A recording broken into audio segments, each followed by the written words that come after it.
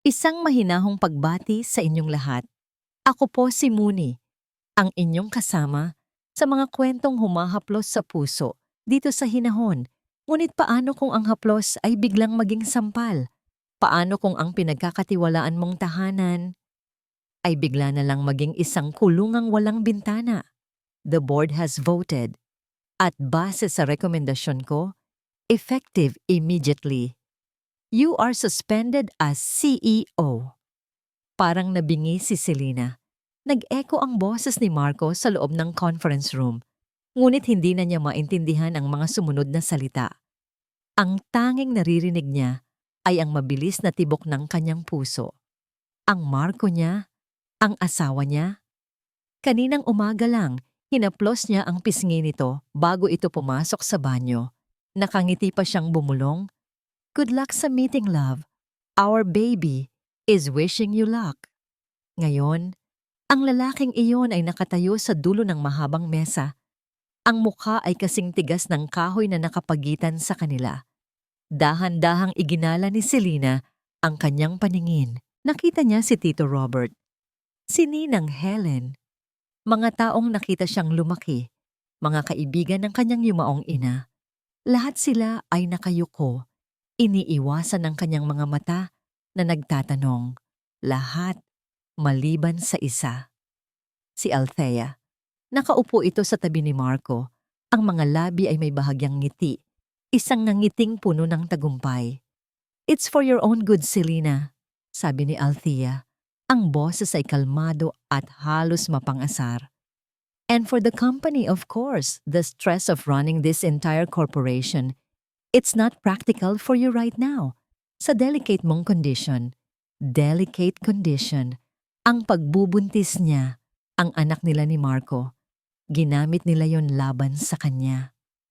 Marco, nabasag ang boses ni Selena nang subukan niyang magsalita. Anong sinasabi nila? Hindi sumagot si Marco. Tumingin lang ito sa kanya. Ang mga mata ay malamig at walang mababakas na kahit anong pagmamahal. Ang mga matang iyon ang sumira sa puso niya, higit pa sa anumang salita na kanilang binitiwan. Pinilit ni Selena na tumayo. Kailangan niyang lumaban para sa sarili niya, para sa anak niya, para sa kumpanyang itinatag ng kanyang ina. Hindi! Bulong niya habang nakahawak sa gilid ng mesa para suportahan ang sarili. Hindi niyo to pwedeng gawin sa akin. This company is my mother's legacy. It's... Bigla, isang matalim na kirot ang tumagos sa kanyang puson. Napakapit siya sa kanyang tiyan. Ang hininga niya'y biglang naubos. Napatingin siya kay Marco, naghahanap ng kahit kaunting pag-aalala. Ngunit wala. Walang-wala. Isang panibagong, mas matinding sakit ang kanyang naramdaman. Biglang nanlabo ang kanyang paningin. Ang mga mukha sa paligid niya ay naging mga anino. Bago tuluyang lamunin ng dilim ang kanyang kamalayan, ang huling nakita niya ay ang walang emosyong mukha ng kanyang asawa. Amoy. Iyon ang unang gumising sa diwa ni Selena. Amoy ng antiseptic. Masyadong malinis. Masyadong maputi ang paligid. Dahan-dahan niyang iminulat ang kanyang mga mata. Nasaan ako? Ang unang hinanap ng kamay niya ay ang kanyang tiyan. Napakapit siya roon. May biglang takot na gumapang sa kanyang dibdib. Bakit? Bakit parang wala na? Baby? Bulong niya sa kawalan. Isang doktor na may malungkot na mga mata ang pumasok sa silid. Umupo ito sa tabi ng kama niya at marahang nagsalita. Mrs. De Leon, we did everything we could. Napatitig lang si Selena sa doktor. Hindi pinoproseso ang mga salita. Pilit siyang ngumiti. Anong ibig mong sabihin, Doc? Okay lang naman ang baby ko, di ba? Malakas siya. He's a fighter. Umiling ang doktor. I'm so sorry, Mrs. De Leon. The stress was too much. We lost the baby. Nawala ang lahat ng tunog sa paligid. Hindi. Hindi totoo. Nananaginip lang siya. Isang masamang panaginip. Pero ang sakit sa puso niya, ang pakiramdam, na parang may malaking butas na hindi na kailanman mapupunan. Iyon ay totoo. Isang butil ng luha ang tumulo mula sa kanyang mata. Sinundan ng isa pa hanggang sa hindi na niya ito mapigilan. Wala nang ingay na lumabas sa kanyang bibig. Tanging mga luha lang. Sa gitna ng kanyang pagluluksa, bumukas ang pinto. Si Marco, pero hindi pag-aalala ang dala niya. Walang bulaklak, walang yakap. May dala siyang isang brown envelope. "Selena," sabi niya, ang boses ay walang kabuhay-buhay. "Pinirmahan ko na ang discharge papers mo. You can leave anytime." Napatingin si Selena sa kanya. Ang mga mata ay puno ng sakit at pagtataka. "Marco, ang anak natin, wala na." Tumangulang ito, parang nag-uulat ng isang business transaction. "I know, nakikiramay ako." Pagkatapos ay inilapag nito ang envelope sa ibabaw ng kama. "I need you to sign these." Napakunot ang noo ni Selena. Binuksan niya ang envelope. Mga legal na dokumento. Isang notice to vacate. "Ano to?" tanong niya. Nanginginig ang boses. "The house is a company property, Selena. At dahil suspended ka, kailangan mong lisanin ang bahay sa loob ng 3 araw. It's standard procedure. It's practical." Pakiramdam ni Selena ay sinampal siya. Mas masakit pa sa sampal. Parang dinurog ang buong pagkatao niya. "Wala na ang anak natin," ulit niya, halos pabulong. "At ito ang iniisip mo? Ang bahay? Ang kumpanya?" "We need to be practical," sagot ni Marco. Iniiwasan ang kanyang mga mata. "I have to go. May meeting pa ako." Tumalikod na ito at naglakad paalis. Iniwan si Selena sa isang silid na puno ng amoy ng kamatayan at pagkawasak. Nang gabing iyon, mag-isa siyang lumabas ng ospital. Habang naghihintay na iabot sa kanya ng isang matandang nurse ang kanyang mga gamit, may iniabot itong isang maliit na card sa palad niya. "Tawagan mo siya," bulong ng nurse, ang mga matay puno ng awa. "Utos ng mama mo noon."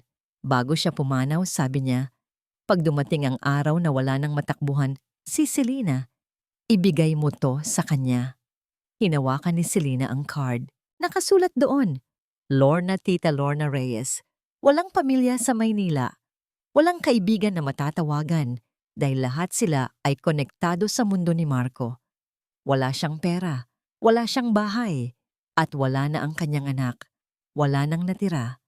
Nakatulala, naglakad siya ng walang patutunguhan hanggang sa mapadpad siya sa isang maliit na parke. Umupo siya sa isang basang bench. Biglang bumuhos ang malakas na ulan, pero hindi na niya ininda. Yakap-yakap niya ang isang maliit na paper bag. Sa loob nito, ang tanging gamit na kinuha niya mula sa ospital, isang pares ng medyas ng sanggol na binili niya nung 1 linggo. Doon, sa ilalim ng ulan, sa gitna ng kadiliman, umiyak si Selena hanggang sa maubos ang lahat ng kanyang luha.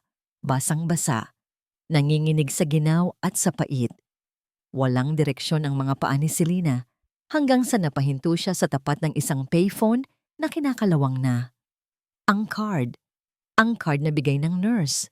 Kinapa niya ito sa kanyang bulsa. Basa na rin. Pero nababasa pa ang pangalan at numero. Lorna Tita Lorna Reyes. Sino siya? Kaibigan ba siya ni Mama? Sa puntong yun, wala nang pagpipilian si Selena. Ginamit niya ang mga huhuling barya sa kanyang pitaka. Nanginginig niyang pinindot ang mga numero. Ilang beses itong nagring. Akala niya ay walang sasagot. Pero bigla, isang boses ng babae ang tumugon mula sa kabilang linya. Kalmado, malalim, at may awtoridad. "Hello? Hello!" Halos hindi makapagsalita si Selena. "Tita Lorna po ba to?" "Ako nga na nga. Sino to?" "Ako po si Selena, anak po ni Elise Ramos." Isang sandaling katahimikan. Tapos, ang boses sa kabilang linya ay biglang lumambot. "Selena Hija, nasaan ka?" Hindi na napigilan ni Selena ang paghikbi. "Hindi ko po alam. Nasa isang parke po ako. Umuulan." "Huwag kang aalis dyan. Mabilis na sabi ni Tita Lorna. Anong pangalan ng parke? May nakikita ka bang landmark? Sinabi ni Selena ang mga detalyeng kaya niyang makita at sa loob lamang ng 30 minutos, isang itim na sasakyan ang huminto sa tapat ng parke. Isang babaeng nasa mga 60 anyos, matikas ang tindig at may mga pilak na hibla sa buhok, ang mabilis na bumaba na may dalang malaking payong. Walang tanong-tanong. Agad siyang nilapitan ni Tita Lorna, ipinayong sa kanya at inakay siya papasok sa mainit na sasakyan. Ibinigay nito sa kanya ang isang makapal na kumot. Dito ka muna sa akin, sabi lang nito. Ang bahay ni Tita Lorna ay simple lang, pero malinis at puno ng mga lumang libro at halaman. Amoy kape at lumang papel. Amoy kapayapaan. Hindi siya tinanong ni Tita Lorna kung anong nangyari. Hindi niya inusisa ang kanyang mga pasa sa puso. Sa halip, inasikaso niya si Selena. Pinainom niya ito ng mainit na tsa, binigyan ng tuyong damit, at itinuro ang isang maliit na guest room. Magpahinga ka, Hija. Bukas na tayo mag-usap, sabi lang nito bago isara ang pinto. Sa unang pagkakataon sa loob ng maraming araw, nakaramdam si Selena ng kapiraso ng kaligtasan. Kinabukasan, nagising siya sa amoy ng sinangag at tuyo. Paglabas niya ng kwarto, nakita niya si Tita Lorna sa kusina, nagluluto. Umupo ka na, kumain ka, sabi nito. Habang kumakain sila sa katahimikan, inilapag ni Tita Lorna ang isang mangkok ng mainit na arroz caldo sa harap ni Selena. Paborito to ng mama mo, sabi ni Tita Lorna. Lagi ko tong niluluto para sa kanya pag malungkot siya. Sa isang iglap, pumalik lahat ng alaala. Si Mama, na nakangiting naghahain ng arroz caldo sa kanya tuwing may sakit siya. Ang init ng yakap nito. Ang pakiramdam ng pagiging ligtas, doon na tuluyang bumuhos ang lahat ng sakit na kinimkim ni Selena. Humagulgol siya na parang isang batang nawawala. Hindi na para sa kumpanya, hindi na para kay Marco, para sa kanyang anak, at para sa sarili niyang wasak na wasak. Hinayaan lang siya ni Tita Lorna na umiyak. Hinaplos lang nito ang kanyang likod. Nang huminahon na siya, kumuha ito ng isang lumang photo album. Matagal nang alam ng mama mo na ahas si Marco. Simpleng sabi ni Tita Lorna habang binubuklat ang mga pahina. Pero alam din niya kung gaano kakatigas ang ulo pagdating sa pag-ibig. Ipinakita nito ang isang litrato nila ng kanyang ina. Parehong mga bata pa, nakangiti. Mag-best friend kami, simula high school. At bago siya mawala, may hiningi siyang pabor sa akin. Pag dumating ang araw na masaktan ka ng todo, saluhin mo siya para sa akin. Matagal akong naghintay, Hija. Inabot ni Tita Lorna ang kamay ni Selena. Ang palad nito ay may kalyo. Palad ng isang taong sanay magtrabaho, pero mainit. Ngayon, nandito ka na, sabi ni Tita Lorna. Ang mga mata ay seryoso, pero puno ng pag-aaruga. Umiyak ka hanggang sa maubos yung luha mo. Magluksa ka. Pero pagkatapos niyan, tatayo ka. Dahil hindi ka pinalaki ni Elise Ramos para maging talunan.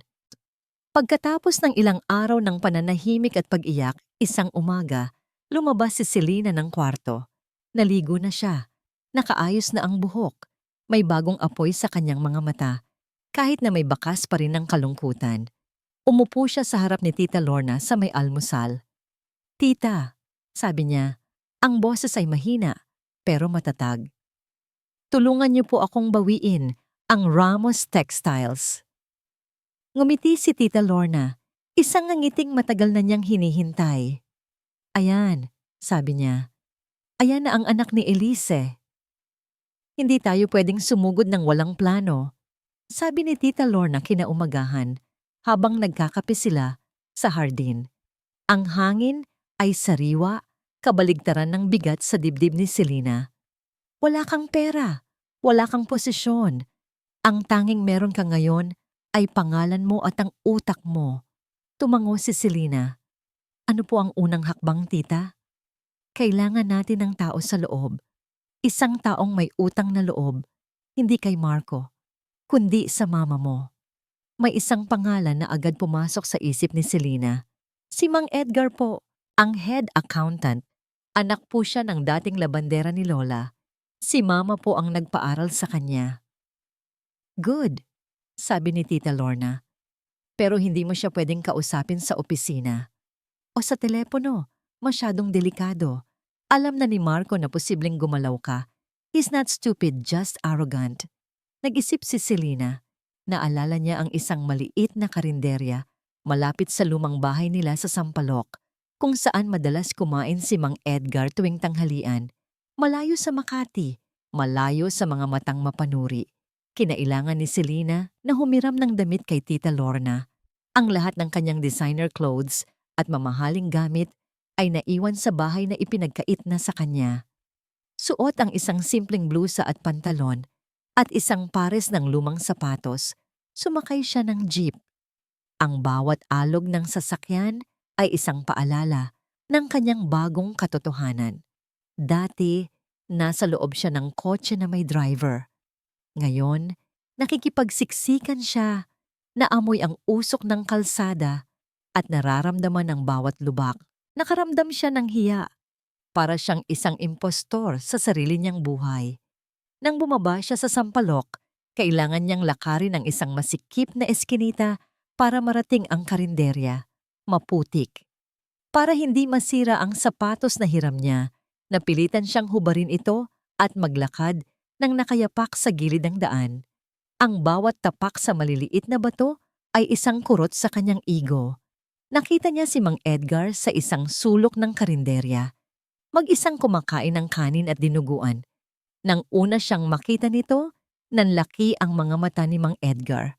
Halos mabulunan. Agad itong tumingin sa paligid, puno ng takot. Ma'am Selena, anong ginagawa niyo dito? Pabulong niyang tanong. Kailangan ko po ang tulong niyo, Mang Edgar. Sabi ni Selena, umupo sa tapat niya. Ang boses niya ay halos hindi lumabas. Ang hiya ay bumabara sa kanyang lalamunan. Umiling si Mang Edgar. Nako, ma'am. Delikado. Mahigpit po si Sir Marco ngayon. Maraming mata at tenga sa opisina. Alam ko po, sagot ni Selena. Ang mga mata ay nagsusumamo. Pero hindi ko po to kaya mag-isa. Hindi po para sa akin to, Mang Edgar. Para po to kay Mama. Para sa Ramos Textiles. Ang pagbanggit sa pangalan ng kanyang ina ang nagpabago sa lahat. Nakikita ni Selena ang pag-aalinlangan sa mga mata ni Mang Edgar na napalitan ng determinasyon, utang na loob, isang konsepto na mas malakas pa sa takot. Huminga ito ng malalim. Sige po, ma'am, pero kailangan nating mag-ingat. Ano pong nangyayari sa loob? Tanong ni Selena. Maraming bago, ma'am. Maraming pinapalitan na supplier si Sir Marco. At may isa pa. May isang malaking transaksyon. Isang shipment na pumasok sa libro bago kayo. Bago po yung nangyari. Pero wala akong makitang resibo. Walang delivery record. Para siyang ghost shipment. Kaya niyo po bang kumuha ng kopya ng mga dokumentong yon? Susubukan ko po, ma'am. Sabi ni Mang Edgar, ang boses ay mas matatag na ngayon. Paunti-unti, iipunin ko. Pero paano ko po ipapadala sa inyo? Huwag po, sabi ni Tita Lorna na biglang lumitaw sa likod ni Selena. Dala ang 2 bote ng soft drinks. Ngumiti siya kay Mang Edgar. Ako ang bahala. Huwag kayong mag-alala, Edgar. Hindi namin kayo ipapahamak. Umalis sila ng karinderya na may daladalang kapiraso ng pag-asa. Samantala, sa malamig na boardroom ng Ramos Textiles, nakatayo si Marco at Althea sa harap ng board. Sa isang malaking screen, ipinakita ang isang bagong logo at isang bagong plano para sa kumpanya. Para maging competitive sa global market, sabi ni Althea, ang boses ay matamis pero puno ng lason. Kailangan nating i-streamline ang ating product lines. We need to let go of old, unprofitable designs. Ipinakita sa screen ang mga larawan ng pinakasikat na mga tela ng Ramos Textiles, ang koleksyon ng alaala. Ang bawat disenyo ay ipinangalan sa isang lugar o alaala na mahalaga sa ina ni Selena. Ang Banawi Sunrise, ang Vegan Sunset, ang lalabay. We propose to sell off these sentimental collections, patuloy ni Althea, and focus on more modern practical patterns.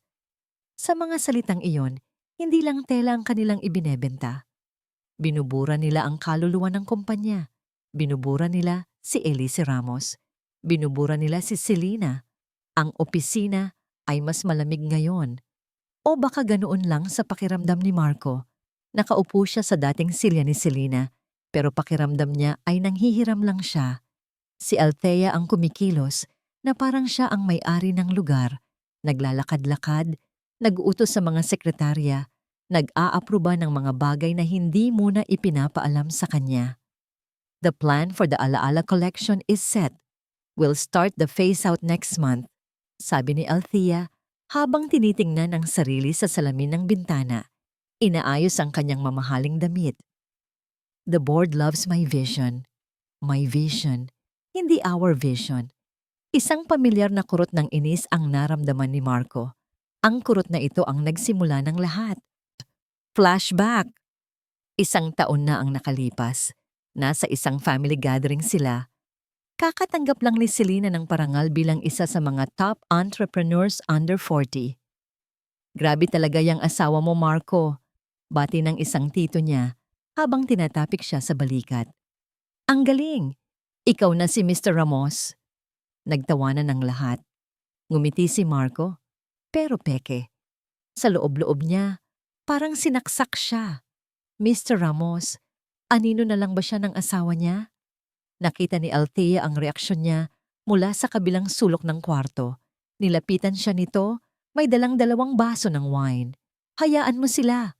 Bulong ni Althea, ang boses ay parang pulot na may lason. They don't see your potential.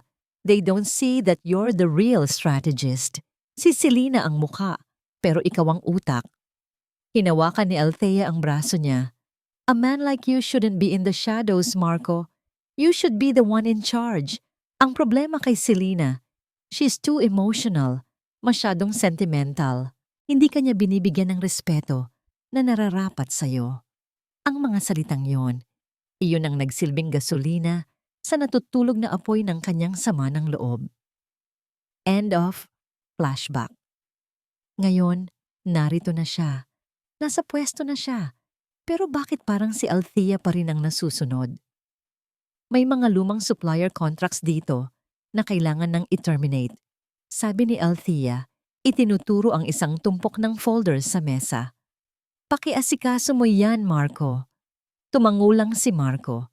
Pero nang umalis si Althea para sa isang meeting, hindi niya sinunod ang utos nito. Sa halip, kinuha niya ang mga kontrata. Mga kontratang pinirmahan pa ng ina ni Selena at itinago ang mga ito sa isang maliit na safe sa ilalim ng kanyang mesa para sa sarili niya.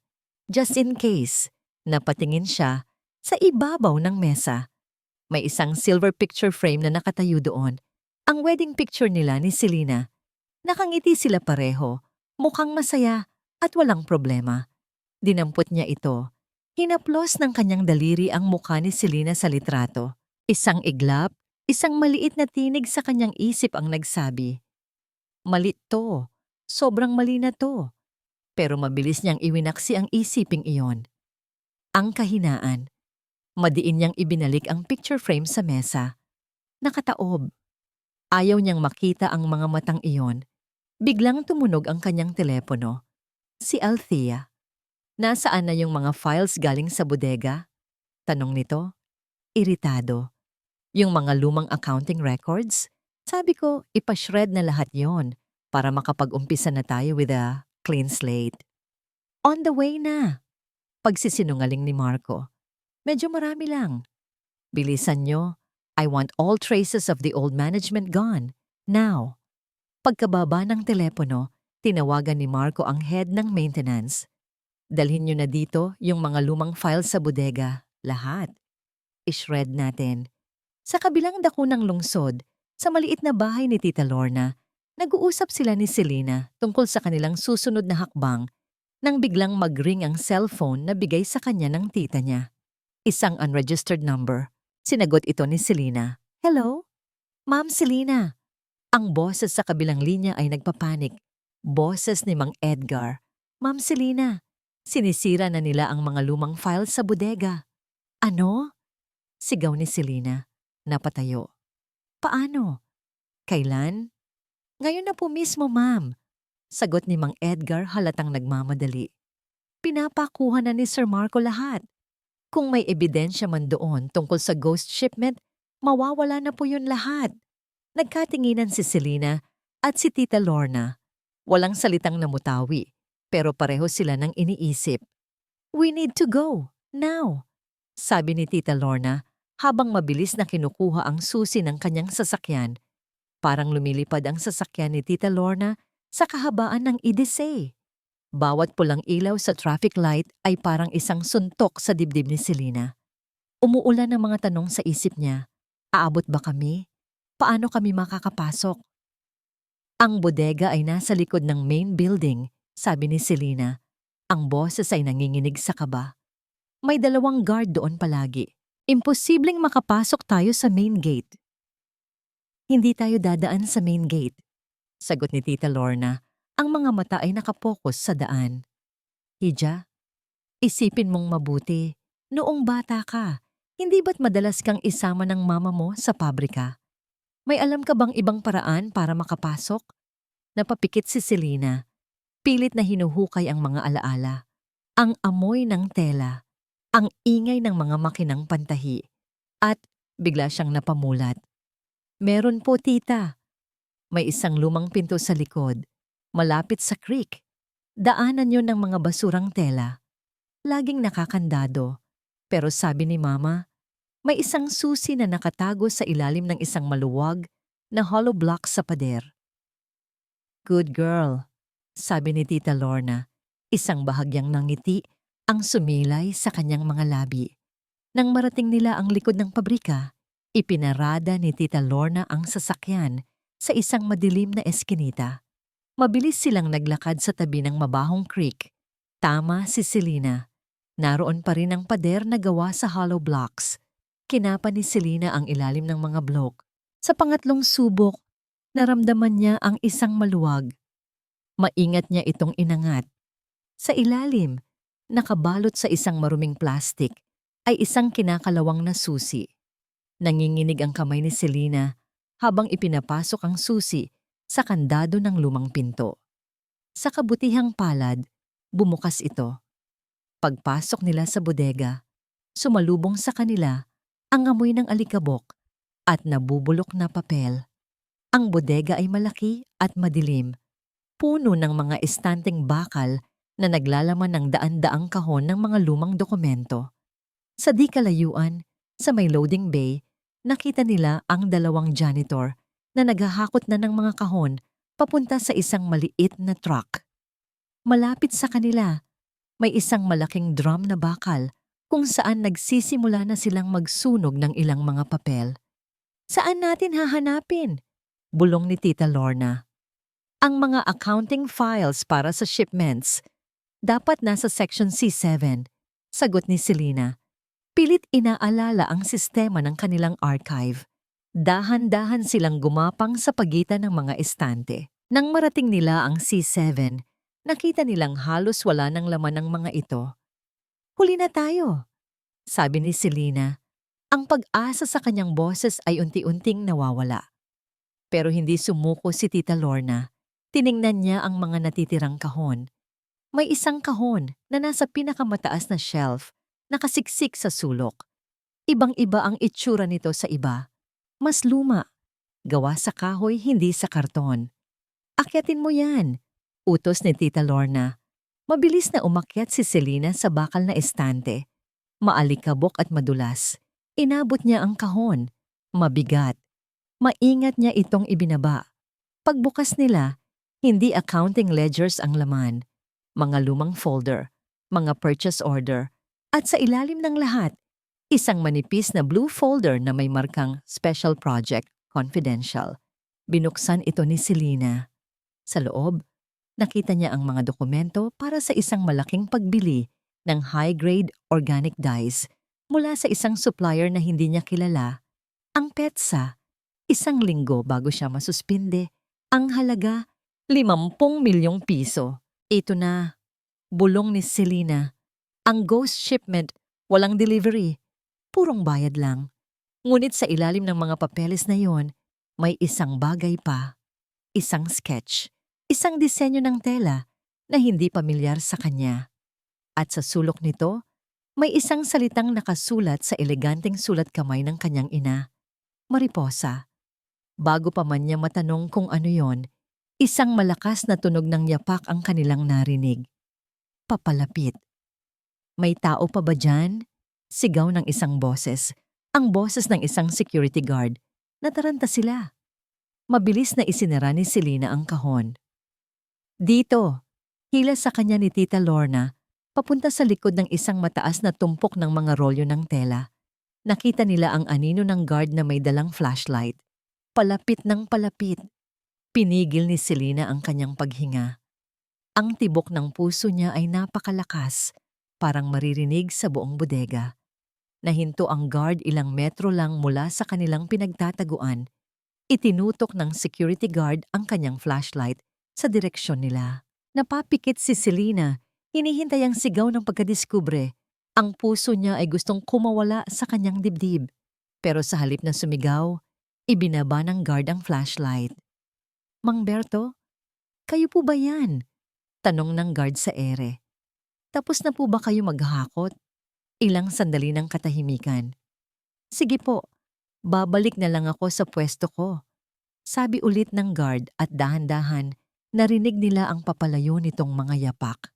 Nakahinga ng maluwag si Selena at Tita Lorna. Naghintay pa sila ng ilang minuto bago maingat na sumilip. Wala ng tao. Tara na, bulong ni Tita Lorna, bago pa may bumalik. Dala-dala ni Selena ang mabigat na kahoy na kahon. Tahimik silang lumabas sa lumang pinto at mabilis na naglakad pabalik sa sasakyan. Pagkasakay nila, humarurot paalis si Tita Lorna. Habang nasa biyahe, hindi mapigilan ni Selena na tignan ang kahon sa tabi niya. Ito ang unang piraso ng armas nila. Ang unang patunay na hindi siya nababaliw. Swerte tayo, sabi ni Selena habang sinusubukang pakalmahin ang sarili. Akala ko talaga mahuhuli na tayo. Hindi yun swerte, sagot ni Tita Lorna. Seryoso ang muka. Kilala ako ng guard na yon. Napakunot ang noo ni Selena. Po? Hindi. Hindi niya ako kilala. Ang nanay mo ang kilala niya. O mas tamang sabihin, ang lola mo. Nagulat si Selena. Ang pangalan niya ay Ronnie, paliwanag ni Tita Lorna.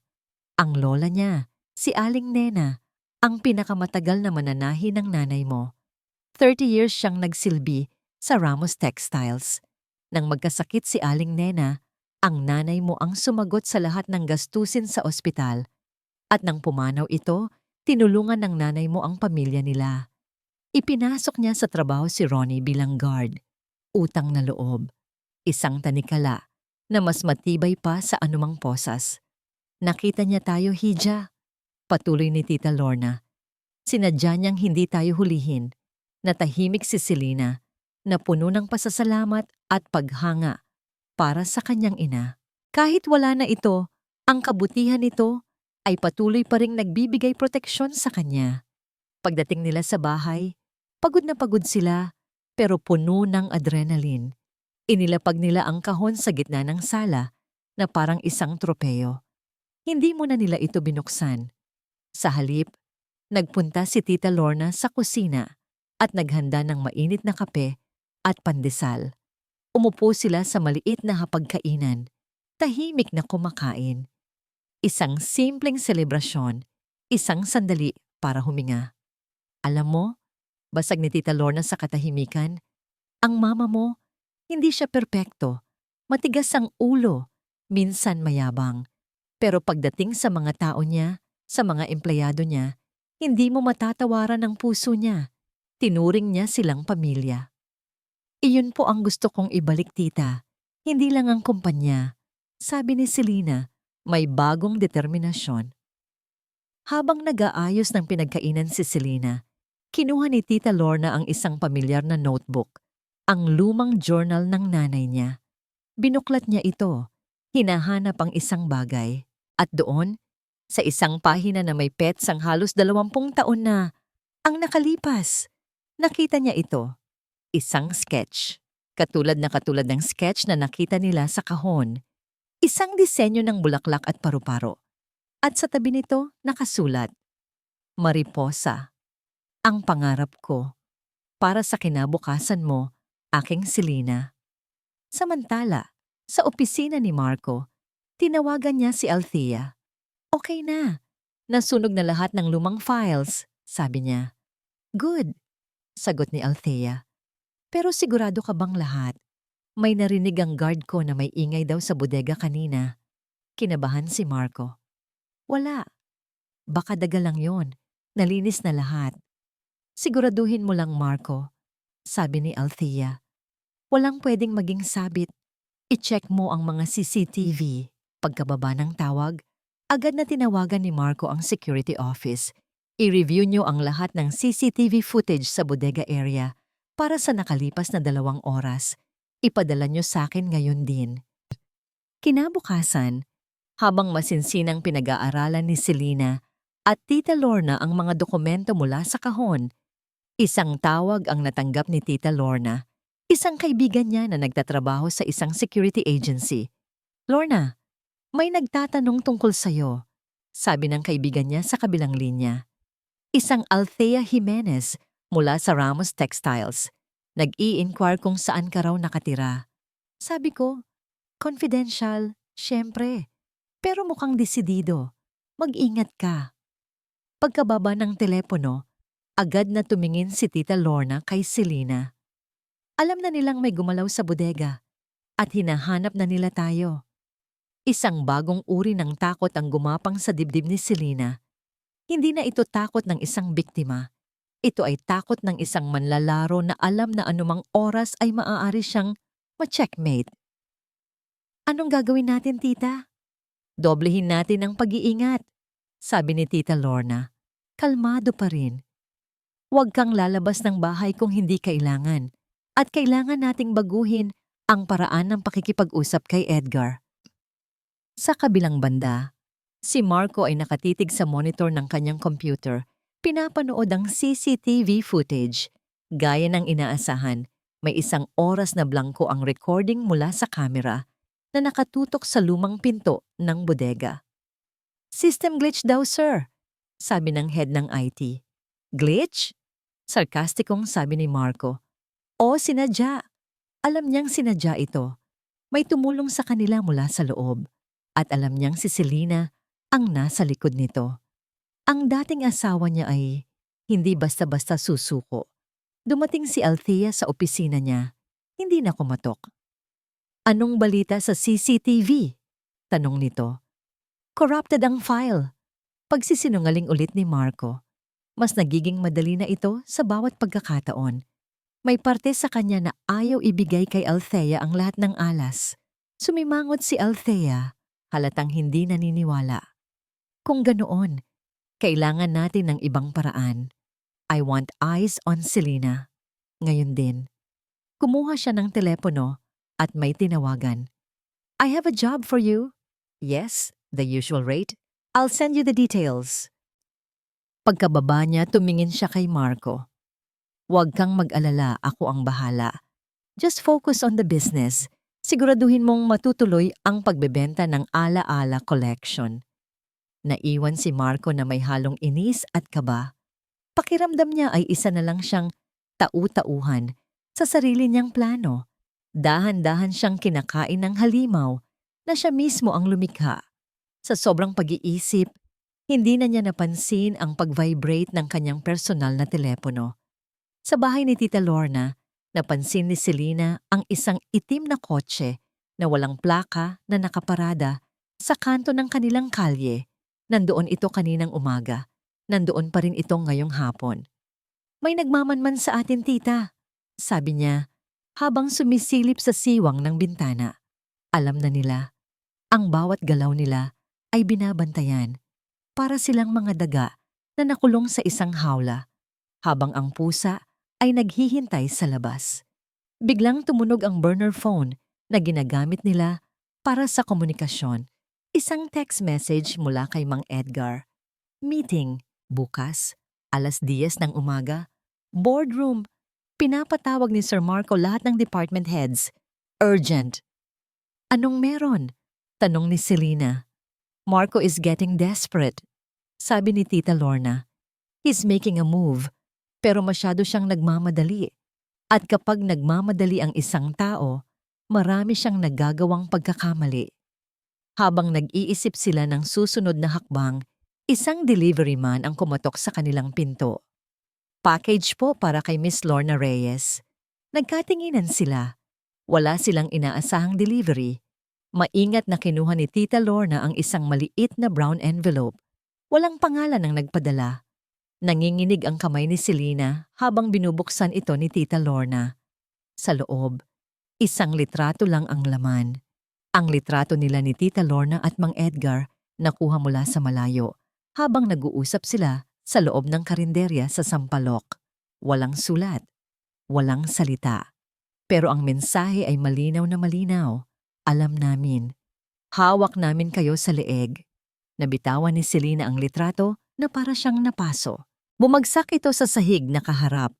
Isang paalala ng kanilang kahinaan. Paano nila nalaman? Nanginginig na tanong ni Selena. Gusto niyang sumigaw. Gusto niyang magalit. Pero ang nanaig ay ang lamig ng takot. Si Mang Edgar. Mapapahamak siya. Tita, kasalanan ko to. Hindi.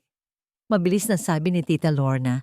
Dinampot ang litrato at pinunit ito ng paulit-ulit.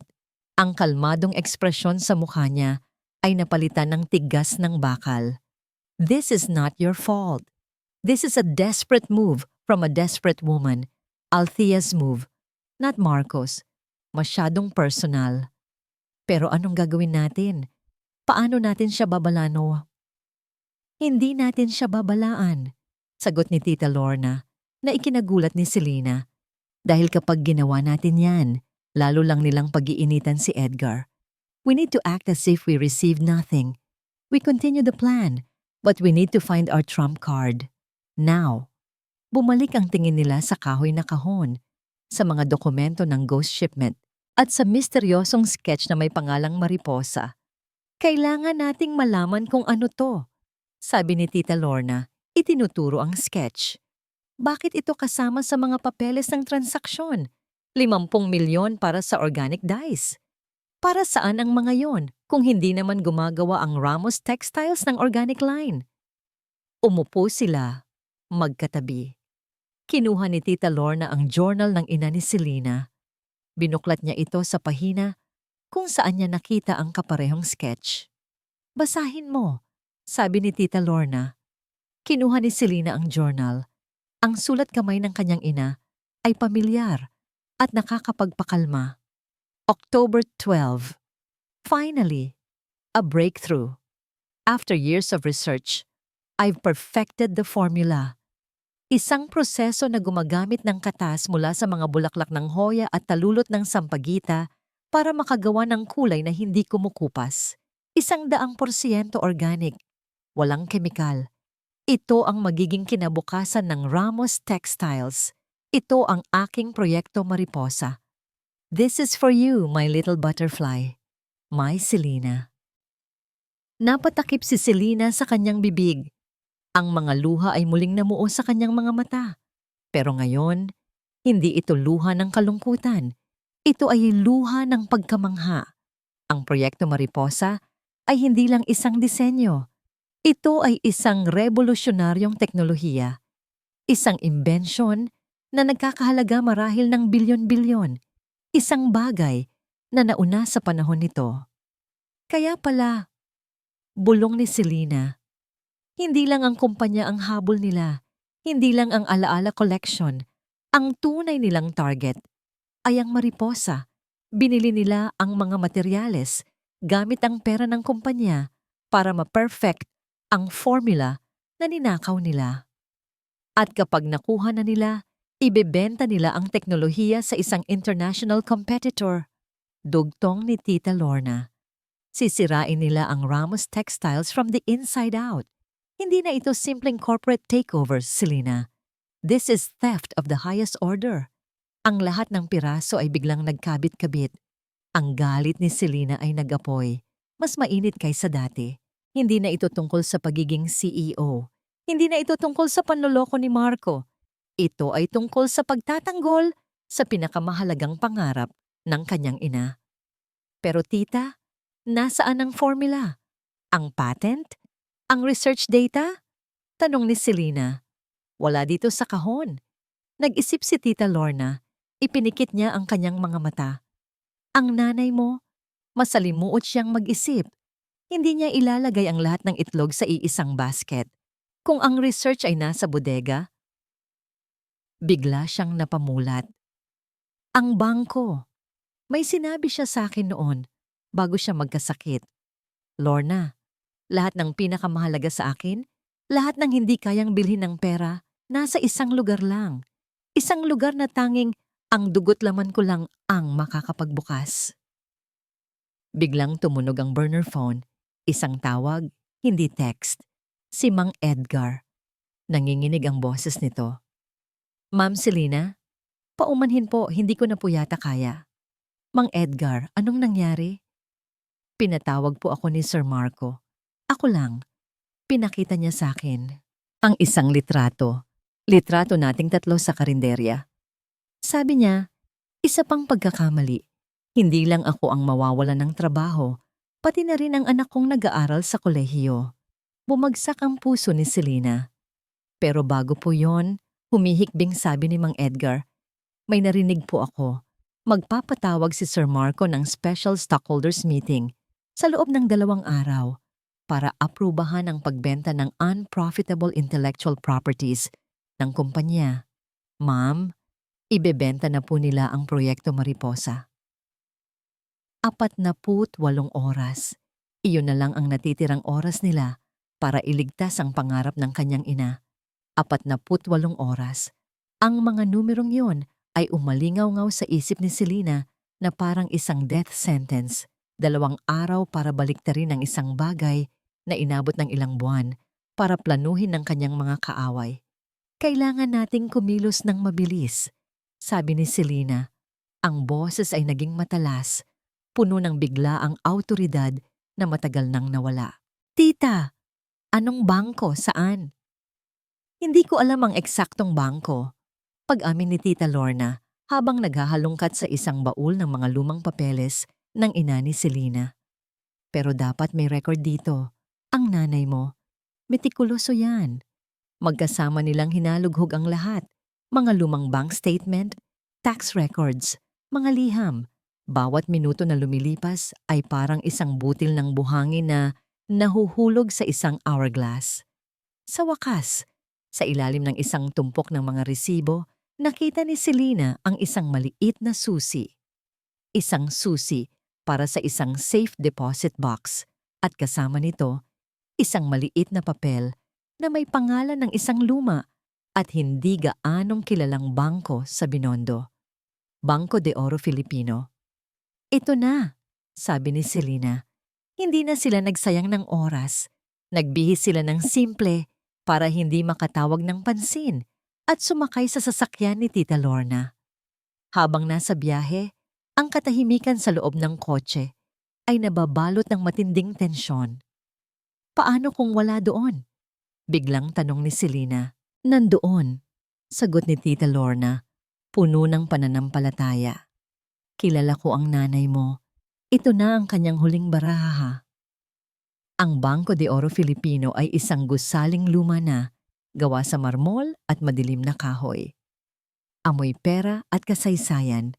Sa front desk, hinarang sila. Kailangan po ng appointment, sabi ng babaeng teller. Anak po ako ni Elise Ramos. sabi ni Selena. Ipinakita ang kanyang ID at ang susi. Isa po siyang kliyente dito. At ako po ang kanyang sole heir. Nang makita ang pangalan, ang manager mismo ang lumabas. Para asikasuhin sila, dinala sila sa isang silid sa ilalim ng gusali, kung saan naroroon ang vault, malamig at tahimik. Ang tanging maririnig ay ang pag-click ng kanilang mga sapatos sa sahig. Binuksan ng manager ang unang lock. Ibinigay niya ang susi kay Selena. Nanginginig ang kamay niya habang ipinapasok ang susi ng kanyang ina sa pangalawang lock. Isang click. Dahan-dahan niyang hinila ang mahabang metal na kahon.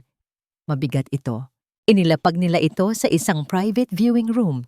Sa loob, maayos na nakasalansan ang isang serye ng makakapal na folder. Ang unang folder, Mariposa Project, Full Research at Development Data. Ang pangalawa, Mariposa Project, Patent Registration, Philippines at International. Ang pangatlo, Mariposa Project, Business Plan at Projections. Naroon lahat, ang buong pangarap ng kanyang ina. Ang sandata na kailangan nila. Pero sa ilalim ng lahat ng folder, may isang sobre. Para sa kanya.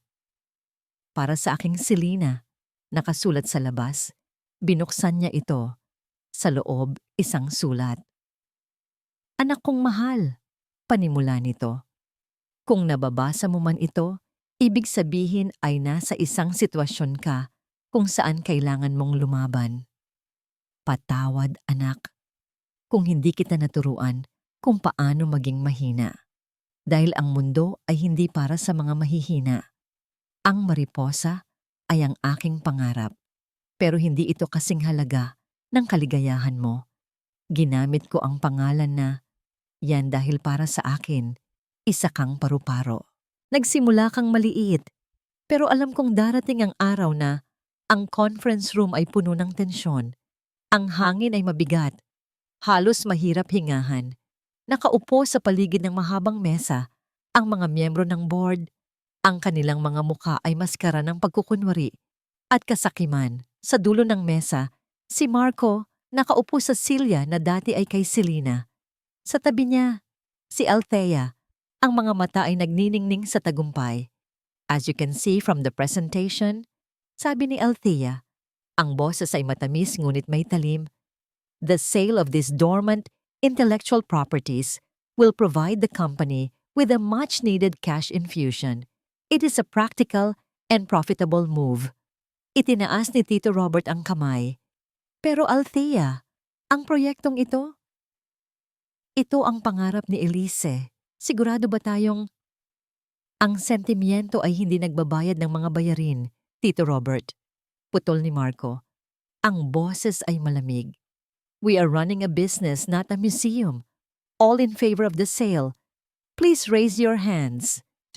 Isa-isang nagtaas ng kamay ang mga miyembro. Si Althea, ang dalawang investor na kasabwat nila. At pagkatapos ng isang sandaling pag-aalinlangan, si Tito Robert at si Ninang Helen, ang mga muka ay puno ng hiya.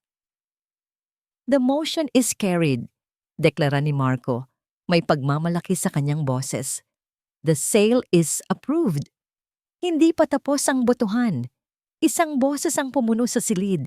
Isang boses na pamilyar, ngunit may bagong bigat at kapangyarihan. Lahat ay napalingon sa pinto. Doon, nakatayo si Selena. Hindi siya ang Selena na umiiyak at talunan na huli nilang nakita. Nakasuot siya ng isang simpleng itim na bestida. Ang kanyang buhok ay maayos na nakapusod. Ang kanyang mga mata ay nag-aapoy. Sa likod niya nakatayo si Tita Lorna.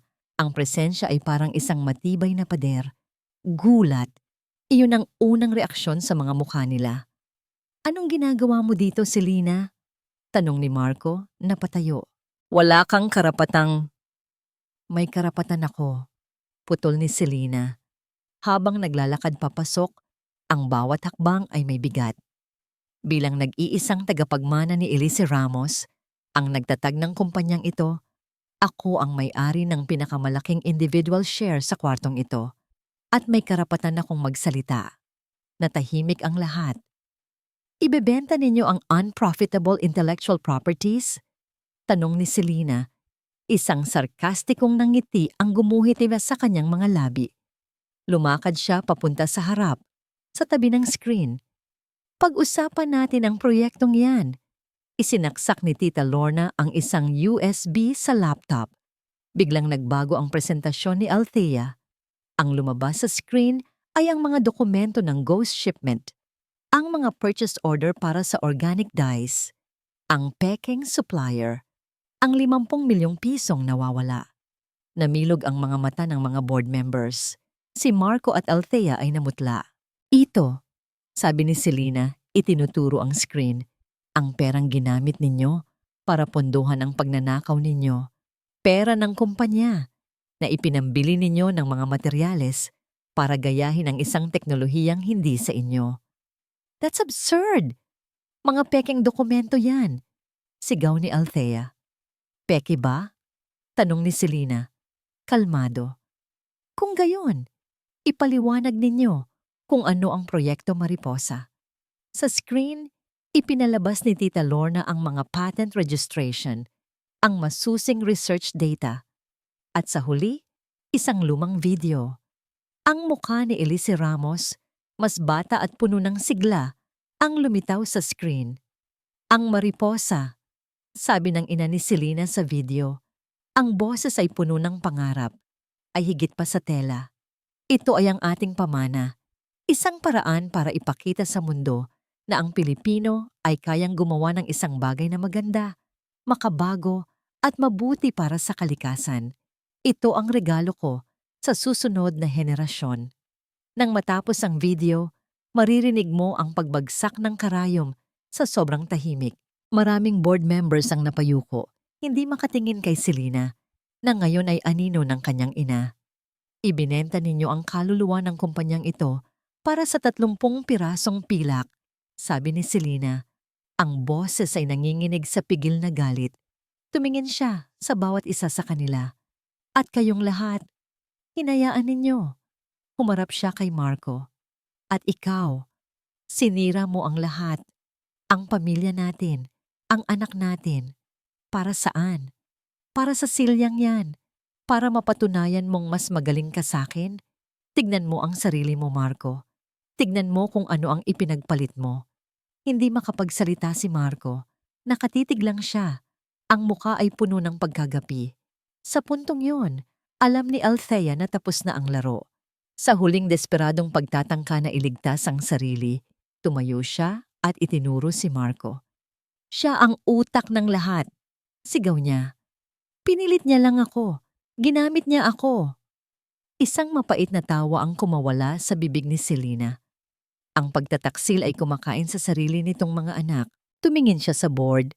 Ang kanyang boses ay muling naging matatag at puno ng awtoridad ng isang tunay na CEO. I-withdraw ninyo ang boto. Ngayon din. Ang mga sumunod na sandali ay puno ng kaguluhan. Si Althea at Marco ay nagturuan. Naglabasan ng mga maruruming sikreto sa harap ng lahat. Ang mga miyembro ng board, sa takot na madamay sa kasong isasampa, ay mabilis na bumaliktad. Sa loob ng 5 minuto, ang mosyon para ibenta ang proyekto Mariposa ay binawi. Sa loob ng 10 minuto, isang bagong mosyon ang inihain. Ang agarang pagpapatalsik kay Marco de Leon at Althea Jimenez sa lahat ng kanilang posisyon sa kumpanya. Walang tumutol. Habang nagkakagulo, tahimik na lumabas si Selena at Tita Lorna ng conference room. Tapos na ang laban. Hindi niya kailangang panoorin ang pagguho ng mga taong sumira sa kanya. Naupo sila sa isang bench sa lobby. Sa wakas, pagkatapos ng mahabang panahon, nakahinga si Selena ng maluwag. Pakiramdam niya ay may isang mabigat na kadena na natanggal sa kanyang puso. Anong susunod mong gagawin, Hija? Tanong ni Tita Lorna. Tumingin si Selena sa malaking logo ng Ramos Textiles na nakaukit sa pader. Aayusin ko po ang gulo na iniwan nila. Isang oras ang lumipas. Isa-isang lumabas ang mga miyembro ng board. Iniiwasan ng kanyang tingin. Ang kanilang mga muka ay puno ng hiya. Ang huling lumabas ay si Marco. Mag-isa na lang siya. Ang dating kumpiyansa ay nawala. Napalitan ng anyo ng isang lalaking pagod at talunan. Naglakad siya papalapit kay Selena. Selena, panimula niya. Ang boses ay paos. Patawarin mo ko. Tumingin si Selena sa kanya. Hindi galit, hindi pagkamuhi. Ang nakita niya sa kanyang mga mata ay awa. Hindi ko alam kung kaya ko, Marco. Mahinang sagot ni Selena. Siguro, balang araw, pero hindi ngayon. Sinubukan ko lang patunayan ang sarili ko, sabi niya, na parang isang batang nagpapaliwanag. Lagi akong nasa anino mo. Gusto ko lang maramdaman na ako naman ang magaling. Umiling si Selena. Ang pagiging magaling ay hindi nakukuha sa pagtapak sa iba, Marco. Nakukuha yan sa pag-angat sa kanila. Iyan ang hindi mo naintindihan. Kinuha ni Selena ang kanyang bag. Mula sa loob, inilabas niya ang isang papel. Ang annulment papers. Nakapirma na siya. Inabot niya ito kay Marco. Tapos na tayo, sabi niya. Ang boses ay kalmado at pinal. Nagtaas ng tingin si Marco. Ang mga mata ay puno ng pagsisisi. Hindi mo na ba ako mahal? Isang malungkot na ngiti ang sumilay sa mga labi ni Selena. Mas mahal ko na ngayon ang sarili ko. Iyon na ang huli nilang pag-uusap. Tumalikod si Selena at nagsimulang maglakad paalis, kasama si Tita Lorna. Hindi na siya lumingon. Bawat hakbang palayo kay Marco ay isang hakbang palapit sa kanyang sarili. Paglabas nila ng gusali, sinalubong sila ng sikat ng araw. Napatingala si Selena sa langit. Ang mga ulap ay puti. Ang hangin ay sariwa. Para siyang isang ibon na kalalaya lang mula sa hawla. Hindi pa tapos ang lahat. Marami pa siyang kailangang ayusin. Marami pa siyang kailangang paghilumin sa kanyang puso. Pero sa unang pagkakataon, sa loob ng napakatagal na panahon, naramdaman niya ito. Kalayaan. Lumipas ang 6 na buwan. Ang opisina ng CEO sa Ramos Textiles ay nagbago. Ang madilim at mabigat na mga kasangkapan na pinili ni Marco ay pinalitan ni Selena ng mas magaan na kulay. Puno ng halaman ang mga sulok. At sa dingding, sa likod ng kanyang silya, ay nakasabit ang isang malaking litrato ng kanyang ina. Nakangiti. Si Selena mismo ay nagbago. Ang lungkot sa kanyang mga mata ay napalitan ng kapayapaan. Ang kanyang pamumuno ay hindi na kasing tindi ng dati. Mas nakikinig siya ngayon. Mas may pakiramdam. Ang unang ginawa niya pagkabalik ay ang pag-usapan ang lahat ng empleyado. Mula sa mga mananahi hanggang sa mga manager. Humingi siya ng paumanhin sa mga nangyari. Nangako siyang ibabalik ang kumpanya sa tunay na misyon nito. Isang negosyo na may puso. Ang koleksyon ng alaala ay hindi lang niya ibinalik. Inilunsad niya ito muli na may kasamang kwento ng bawat disenyo. Isang pagpupugay sa kanyang ina. Naging bestseller ito. Ang proyekto Mariposa ay dahan-dahan nang isinasa katuparan. Sa ilalim ng kanyang maingat na pamamahala, naging simbolo ito ng bagong simula ng kumpanya. Isang hapon, pagkatapos ng isang mahabang araw ng trabaho, nagmaneho si Selena papunta sa sementeryo. Umupo siya sa tabi ng puntod ng kanyang ina. Inilapag niya ang isang buke ng puting bulaklak.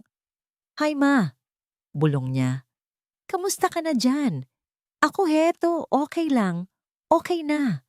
Kinuwento niya sa kanyang ina ang lahat. Ang sakit, ang pagbangon, ang maliliit na tagumpay. "Salamat ma," sabi niya, habang hinahaplos ang malamig na marmol. "Salamat sa pag-iwan mo sa akin ng mga piraso ng puzzle. Pinilit mo kong hanapin ang sarili kong lakas. At natagpuan ko na." "Alam mo ma," dagdag niya, isang maliit na ngiti ang sumilay sa kanyang mga labi. "May mga araw pa rin na mabigat. May mga araw na naaalala ko siya. Sila. Pero hindi na masakit katulad ng dati. Parang isang peklat na lang, isang paalala na nalagpasan ko. Pagkatapos noon, Pinuntahan niya ang isang maliit na seksyon sa sementeryo na para sa mga anghel na hindi pa naisisilang. Walang pangalan, walang petsa. Isang maliit na espasyo lang na binili niya. Naglagay siya ng isang puting rosas. "Hello, baby," sabi niya. Ang boses ay puno ng pagmamahal. "Hindi man kita nakita, hindi man kita nayakap, pero lagi kang nasa puso ko at hinding-hindi ka mawawala doon." Hindi na siya umiyak. Tapos na ang panahon ng pagluluksa. Ngayon ay panahon na ng pag-alala at pagpapatuloy. Bago siya umuwi, dumaan siya sa bahay ni Tita Lorna. Naghanda siya ng hapunan para sa kanilang dalawa. Habang kumakain sila, inabutan ni Tita Lorna ng isang maliit na kahon si Selena. "Para saan to, tita?" Tanong niya. "Buksan mo." Pagbukas ni Selena, nakita niya sa loob ang isang pares ng maliliit na sapatos ng sanggol, gawa sa puting sinulid. "Ganchilyo." "Ako ang gumawa niyan," sabi ni Tita Lorna, "para maalala natin siya. Pero para rin maalala mo na ang bawat pagtatapos ay may bagong simula. Ang bawat hakbang, gaano man kaliit, ay isang hakbang pasulong." Niyakap ni Selena ang kanyang Tita Lorna. Sa babaeng ito, natagpuan niya hindi lang ang isang kanlungan, kundi isang pamilya. Pag-uwi niya sa kanyang apartment, isang maliit at simpleng lugar na siya mismo ang pumili. Inilagay niya ang maliit na sapatos sa kanyang bedside table. Tumingin siya sa bintana, sa mga ilaw ng syudad. Dati, ang mga ilaw na ito ay sumisimbolo sa kanyang ambisyon at tagumpay. Ngayon, sumisimbolo ang mga ito sa pag-asa, isang bagong simula. Isang taon ang lumipas, ang gabi ay tahimik. Nakaupo si Selena sa kanyang maliit na balkonahe, tanaw ang natutulog na syudad. Sa kanyang kandungan, isang bukas na leather-bound journal. Sa tabi niya, isang tasa ng mainit na tsokolate. Isinulat niya, "Isang taon. Parang kailan lang. Ang mundong ito ay parang isang madilim na selda na walang pinto. Ngayon, para na siyang isang bukas na bintana na may walang hanggang tanawin." Maraming nagtatanong sa akin kung napatawad ko na ba si Marco. Matagal kong inisip ang sagot diyan. Siguro, hindi pa sa paraan na inaasahan nila. Hindi pa kami nagkikita o nag-uusap. Pero wala na ang galit, wala na ang sakit. Ang natira na lang ay isang uri ng malungkot na pag-intindi. Siguro, iyon na rin ay isang uri ng pagpapatawad. Pero ang mas mahalaga, natutunan kong patawarin ang sarili ko. Pinatawad ko ang sarili ko sa pagiging bulag. Sa pag-aakalang ang pag-ibig ay sapat na, sa paglalagay ng buong halaga ko sa kamay ng ibang tao. Ngayon, alam ko na, ang halaga ko ay nasa sarili kong mga kamay. Napahinto siya sa pagsusulat at humigop ng tsokolate. Tumingin siya sa loob ng kanyang apartment.